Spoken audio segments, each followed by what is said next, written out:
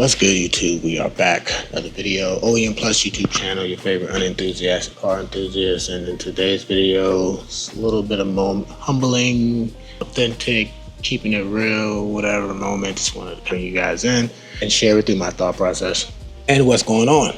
Because why not? Fuck it. So as you see, I'm sitting here in the garage, got my drink. It's raining outside. Set the mood, real cool. And honestly, man, I'm just, I've been 997, and lately I've been just kind of building out my build list and things that I have to do, mainly focusing on this maintenance, initial maintenance, things that needs to be addressed. Again, I bought this car sight unseen from Texas, so I guess that can be a knock on my part. You shouldn't have did that. Should have got a PII or PPI or whatever, and all that fun shit. Cool, but I didn't. So here we are. Let's move on. So what I'm noticing, not noticing, but what I'm thinking, and this is how I'm kind of like, I just keep it 100. Like, this shit, I over leveraged crazy, but I really wanted a 997. So there's pros and cons. The pros is I got a 997.1. It's a Carrera S 2006, which is great. Motor runs great, which is also great. Looking at the market now, what's available, and for what I paid for the car, I got the car for about $34,000. Right now, they're in the 40s pretty consistently for a S, especially in any type of color outside of black, yellow, and spit that shit out, man. Not black, yellow, black, silver, and maybe a white or something like that, or even a guards red are pretty common. But so that's good. Proud of myself for that, but this car does require a lot of initial maintenance, or a lot of maintenance that I think the previous owner just didn't feel like doing. Luckily, the dealership did a clutch, so that's cool, but the clutch is still, I don't know, I still don't even know if that was really done right, because it still doesn't really give me the right engagement that I would like. So I know they probably didn't even do that well, but we'll cross that bridge later. But all new suspension needs to be done, the brakes need to be redone, so all that stuff's going to add up. But pretty much what I'm leaning to, what I'm gathering is like, fuck, I don't have no money, right? And I'm like, that's the con. I got no money. Spend all money on cars. If I called in today Ramsey, he'd be pissed. So I guess I just wanted to bring you guys in on my thought process and how I am working through this and stuff like that, just to keep it a buck with you. So what's my solution? Because I'm not the type of person to just present problems and be like I'm a victim and be like, oh my God, I got myself into this situation. What am I gonna do to remedy it, make it, alleviate it, and think creatively and critically in order to make my dreams a reality?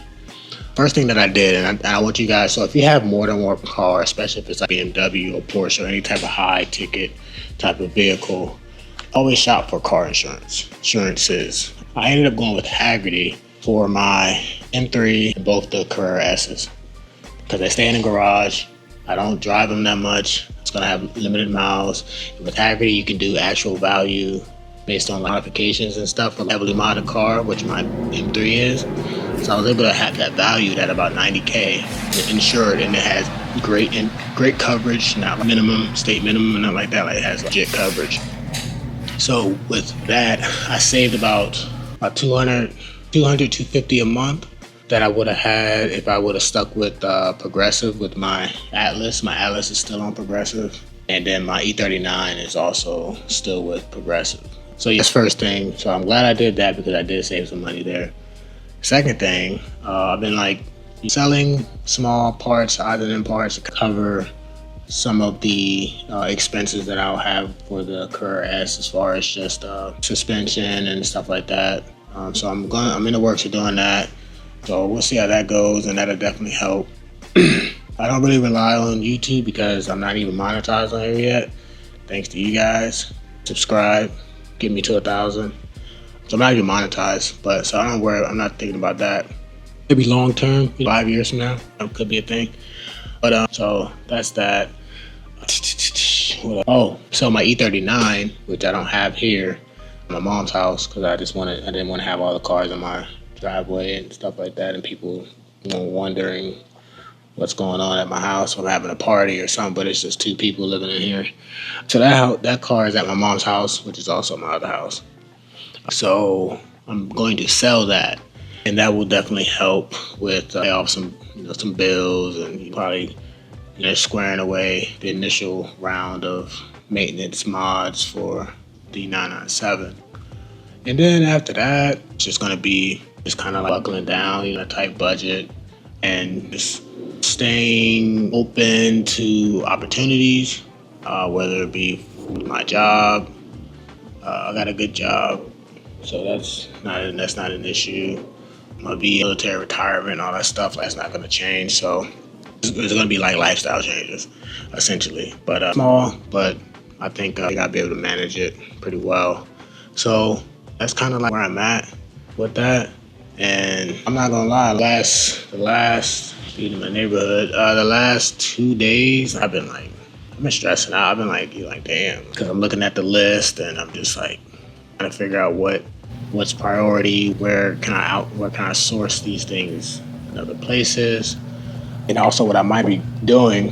One of my good friends, he has an e-commerce market parts business, so I might just team up with him, start selling some parts. So I'll let you guys know what that's gonna look like when that happens, because you guys need wheels and tires and anything that you see on the channel as far as performance parts and upgrades and stuff like that. I can directly get you guys those parts at a pretty decent price, pretty discounted, 5 to 10% off or whatever, something like that. So that's gonna be that. But at the end of the day, man, I'm just like, fuck it. I'm gonna do it. I'm gonna figure it out. This thing it's a dream. And if it was easy, I guess everybody would do it. I know in a few years I'll be in a different situation just because of how me and my girl, how we strategize our finances. We have multiple properties that we're going to be liquidating in a few years. So that will help. That's going to set us up. How we are, that's our savings, that's my savings at least. Savings is in my properties. So once that kind of, gets sorted, then totally different situation. But yeah, until then, it's just like, creative, still have fun, and create solutions. I think that's kind of the message. It can be stressful and monetize and this YouTube thing, and you can get caught up in the YouTube, like, all right, this is going to be this, I'm going to do this for this. But it's got to be like, all right, can you manage it without it? What if YouTube takes away monetization all of a sudden? Then now what? What are you going to do? What if they change the guidelines? What are you going to do? I'm not buying cars and modifying my cars and building them and doing all that stuff for the sake of YouTube. It's an added accessory. And we'll be having these same conversations with myself if I didn't have YouTube or anybody to share it with. So yeah, it's just one of those things. Like gotta be like, all right, well, gotta man up. I'm gonna listen to the hype and to the noise and, oh, you shouldn't have did this and did that, or you should do this or whatever. If it's constructive advice, all right, cool. But if you're just projecting fears and you just like, I don't want to hear it. But that's pretty much it for today. I'm not really gonna belabor this topic. I'm just gonna let you guys know that's kind of where I'm at. But we got solutions. I'm gonna implement them. I'm gonna see them through, and you guys are gonna see the benefits of me figuring out my shit. So that's gonna be dope.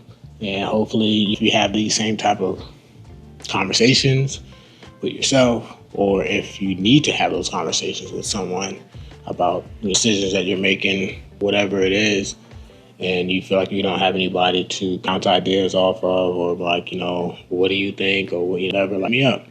I got my Instagram in the description. You can hit me up on there. You can email me. My email's down there in the description. Like, whatever. That's what it's about, because you can't do this shit alone. And that's in life in general. But it's going to be fun. It's going to be interesting.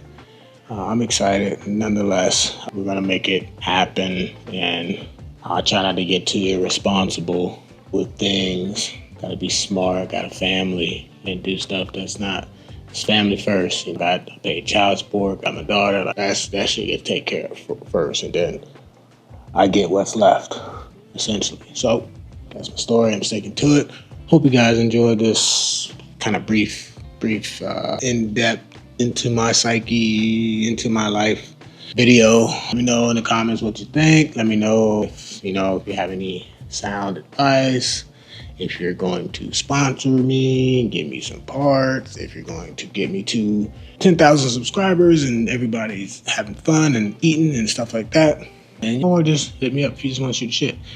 But that's pretty much it. I'll catch you guys in the next one. I forgot what I got coming or whatever. I think I did brakes. I don't know. We'll see. But catch you guys in the next one. Keep being great. And we out. Peace.